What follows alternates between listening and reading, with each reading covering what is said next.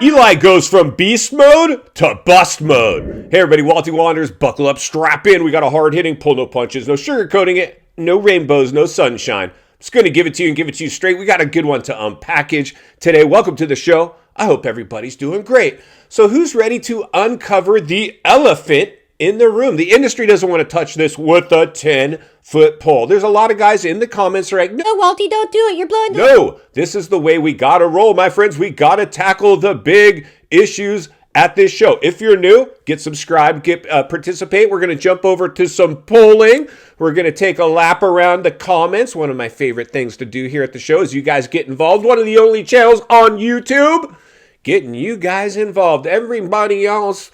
Today's sponsor. No! Not what we're doing here, friends. We're going to talk about the hard to talk about topics. And the reality is this. The industry's going a little bit sideways from somebody's work deep in the trenches and remembered when it was hardcore, high-flying, throwing punches on the track to now finding a guy looking at you wrong or riding him too hard or wanting you to ride an electric bike or being beep, beep, beep, beep at intermission shows. We have some whistle-blowing potentially to do. But...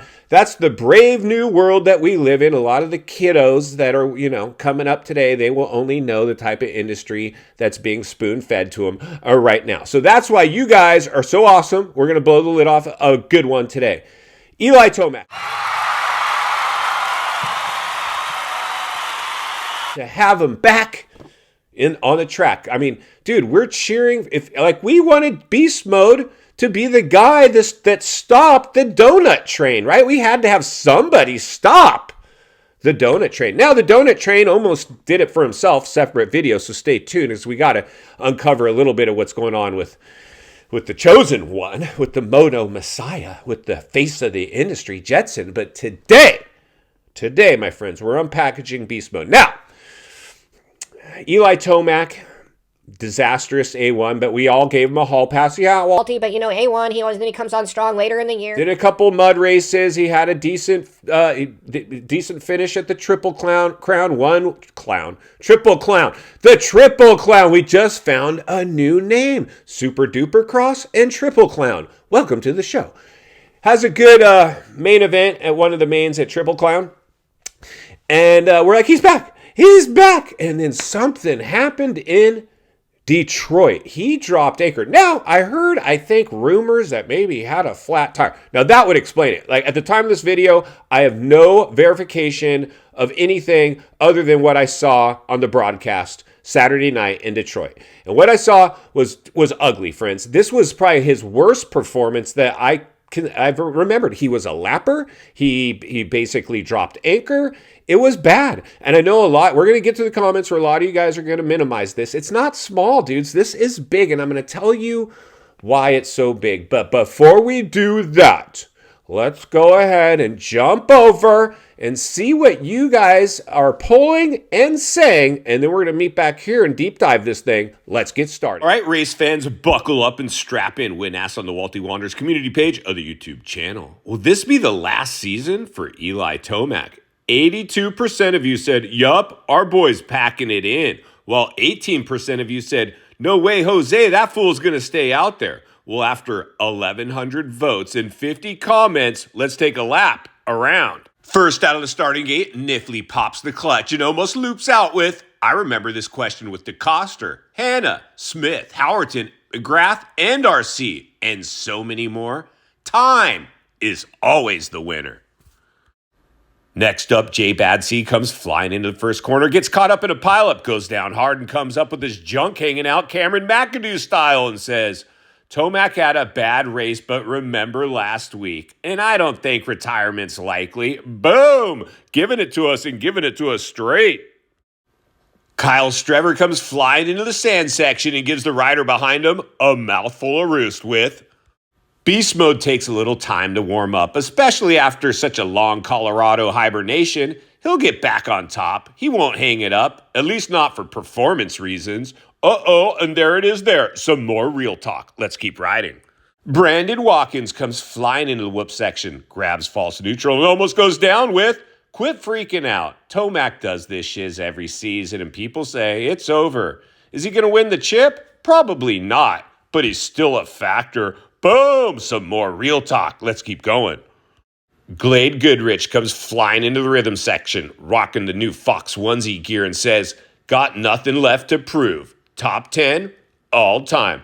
Team Flannel Outdoors scrubs the triple, bars all bent Danger Boy style with, "You're only as good as your last race, Eli Tomac." Ouch! That one hurt, bro.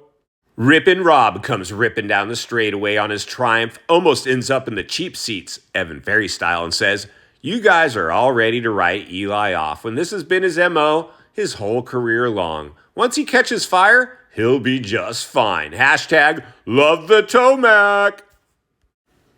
Joel Matthews brings it across the checkers, lights the candles, gets a neck burn, and says, "Thanks for the good times, Eli, but you don't want to see legends struggle." CR22 stayed around a little long and became a lap or two. And there it is there, a tough pill to swallow, but kind of nailed it. Thanks to everybody for participating. You guys jump in there and read the rest. There's a lot of comments. Now let's get back to the studio where we can wrap this one up.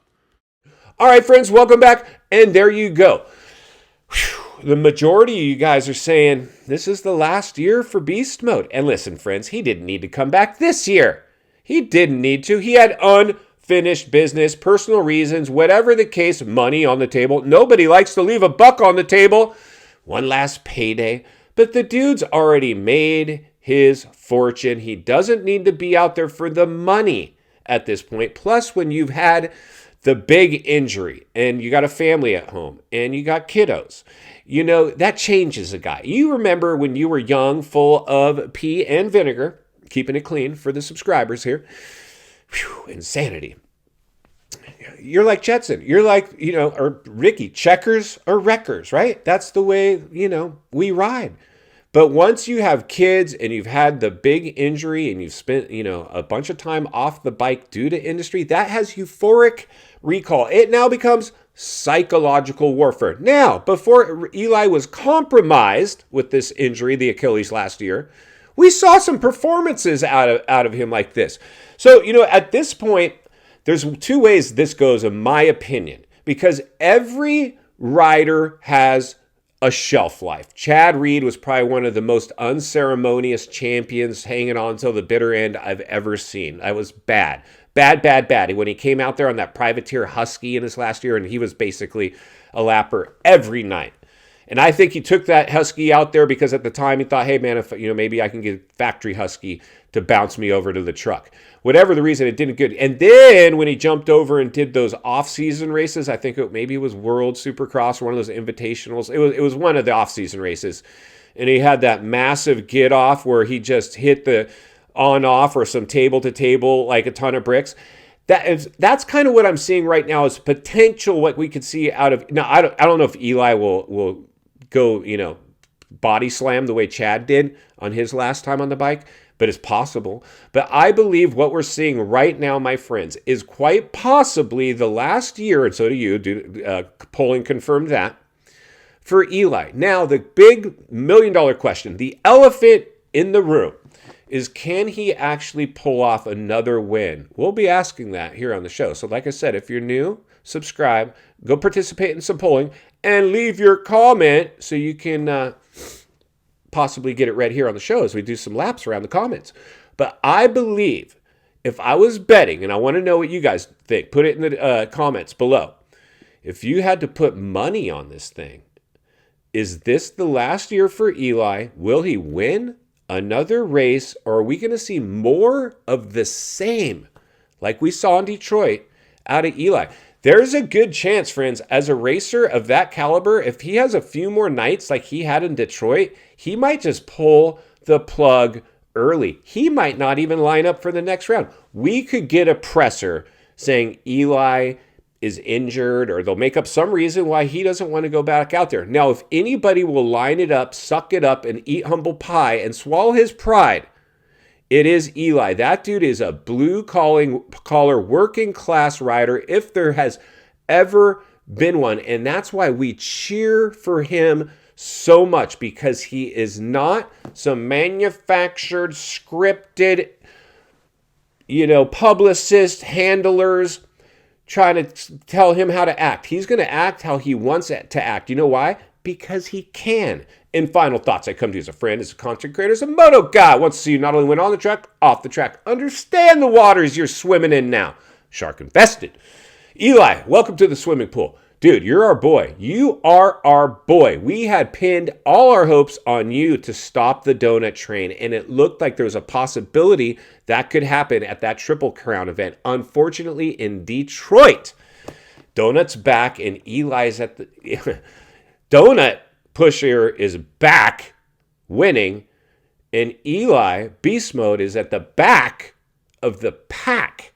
And that is serious stuff. Everybody has a shelf life. Don't be surprised if this is the final curtain call for Eli. Can he make it through the rest of the year? He's going to have to go on a big win streak to even get the conversation started if he had come back next year. If he doesn't come back with flying colors, he might not only not make it to the rest of this year, he might pull out early. And that's why Walty will have to be here to blow the lid off it, continue to give real talk every step of the way.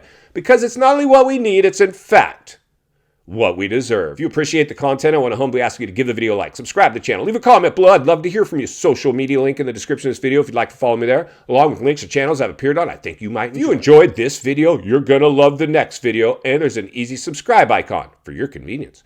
As always, thank you for your time. Don't go over the bars. God bless. I'll see you on the next video.